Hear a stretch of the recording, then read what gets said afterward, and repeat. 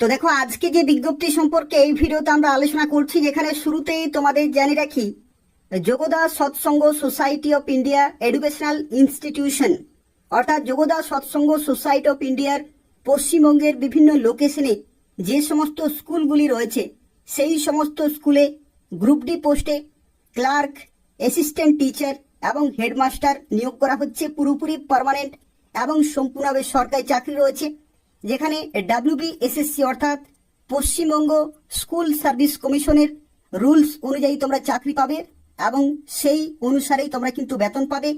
যেখানে বিভিন্ন শিক্ষাগত যোগ্যতায় তোমরা অ্যাপ্লিকেশন করতে পারবে, যেখানে ক্লাস 8 পাস থেকে শুরু করে মাধ্যমিক, উচ্চ মাধ্যমিক, গ্রাজুয়েশন, পোস্ট গ্রাজুয়েশন বিভিন্ন শিক্ষাগত যোগ্যতায় তোমরা অ্যাপ্লিকেশন করতে পারবে পশ্চিমবঙ্গের 23টি জেলা থেকেই।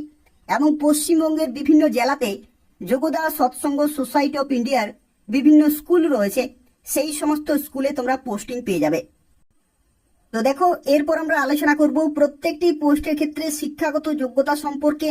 এবং এখানে যে সমস্ত পোস্টে নিয়োগ করা হচ্ছে তার মধ্যে প্রথম পোস্ট হচ্ছে গ্রুপ ডি, এবং গ্রুপ ডি পোস্টের ক্ষেত্রে শিক্ষাগত যোগ্যতা হচ্ছে ক্লাস 8 পাস অর্থাৎ ক্লাস 8 পাস থেকে শুরু করে মাধ্যমিক, উচ্চ মাধ্যমিক, গ্রাজুয়েশন, পোস্ট গ্রাজুয়েশন প্রত্যেকে অ্যাপ্লিকেশন করতে পারবে। যেখানে SSC নর্মস অনুযায়ী অর্থাৎ স্কুল সার্ভিস কমিশনের যে নর্মস অনুযায়ী তোমরা এখানে চাকরি পাবে।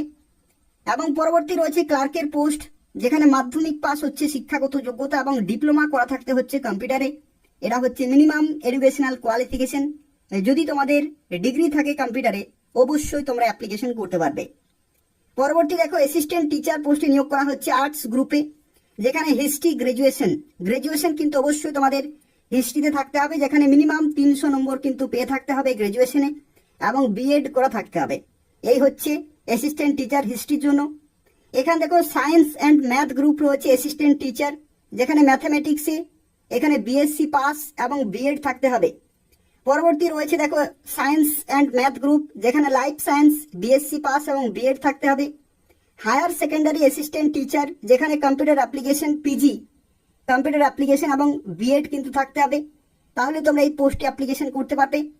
পরবর্তী দেখো, এখানে অ্যাসিস্ট্যান্ট টিচার ল্যাঙ্গুয়েজ গ্রুপ অর্থাৎ বাংলাতে কিন্তু নিয়োগ করা হচ্ছে। BA পাস হতে হবে এবং বিএড থাকতে হবে বাংলাতে, তাহলে কিন্তু তোমরা এখানে অ্যাপ্লিকেশন করতে পারছো। Assistant teacher work and physical education group, যেখানে আপার প্রাইমারি লেভেল BA অথবা BSc অথবা BCom pass with work education upper primary.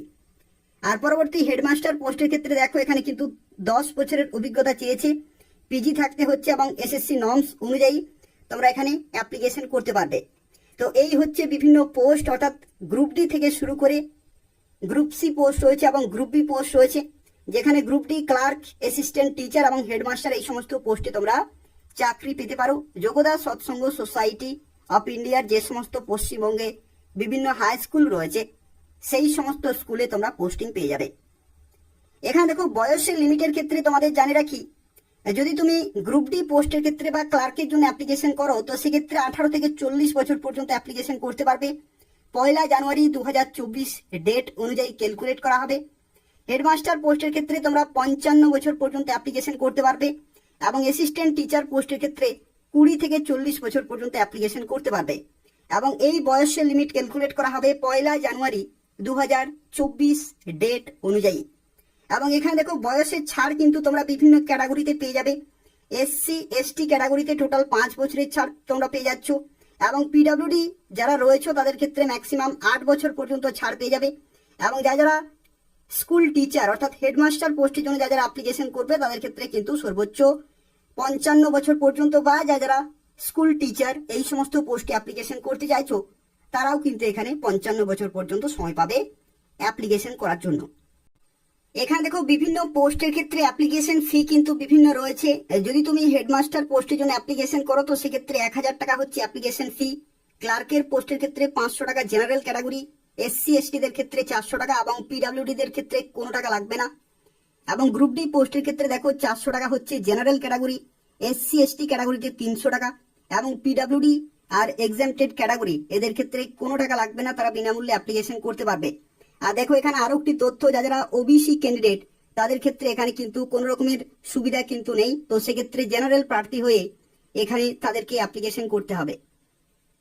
এখানে দেখো যে সমস্ত স্কুলে তোমরা পোস্টিং পাবে তার মধ্যে রয়েছে যোগদাস সৎসঙ্গ কন্যা বিদ্যালয়, এটি হচ্ছে লক্ষণপুর পুরুলিয়াতে অবস্থিত। ঘাটাল যোগদাস সৎসঙ্গ শ্রী যুক্তেশ্বর বিদ্যাপীঠ, এটি হচ্ছে ঘাটাল পশ্চিম মেদিনীপুরে অবস্থিত। এবং যোগদা সৎসঙ্গ পালপাড়া বালিকা বিদ্যালয়, এটি হচ্ছে পালপাড়া পূর্ব মেদিনীপুরে অবস্থিত। এবং কুলাবহাল পরমহংস যোগানন্দ বিদ্যাপীঠ, এটি হচ্ছে পুরুলিয়া জেলাতে অবস্থিত। এই সমস্ত লোকেশনে তোমরা পোস্টিং পেয়ে যাবে।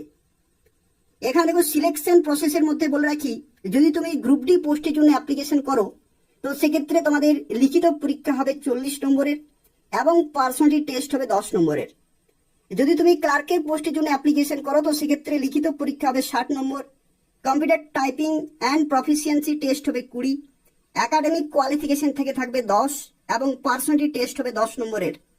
আর হেডমাস্টার পোস্টের জন্য দেখো এখানে লিখিত পরীক্ষা হবে 60 নম্বরের, একাডেমিক কোয়ালিফিকেশন থেকে থাকবে 28, অভিজ্ঞতা থেকে 5 এবং পার্সোনালিটি টেস্ট থেকে রয়েছে 7 নম্বর।